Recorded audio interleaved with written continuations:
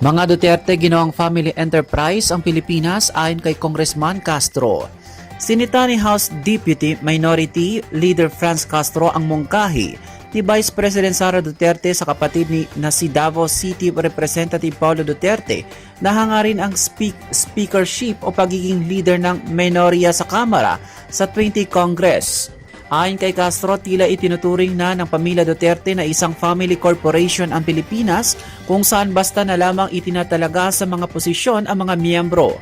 Ang pagtatangka anya na magtayo ng monopolyo sa mahahalagang posisyon sa gobyerno ay nagpapakita ng pagbaliwala sa democratic principles. Ibinunyag din umano nito ang kanilang tunay na intensyon sa limitahan ang kapangyarihan sa kanila lamang pamilya.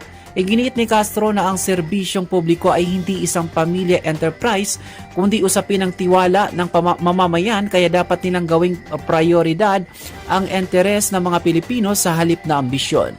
Paliwanag nito, ang posisyon ng minority leader sa Kamara ay mahalaga para sa pagtitiyak ng checks and balance sa demokrasya at dapat na iniluklok ang isang tunay na kumakatawan sa alternatibong pananaw at hindi ang gamitin lamang ito para sa interes ng pamilya. Hindi nagdag pa ng grupo ni Castro na humihina na ang impluwensya ng mga Duterte at patunay umano rito ang pagkatalo ng mga sinusuportang kandidato sa iba't ibang lugar at probinsya maliban ang Davao City.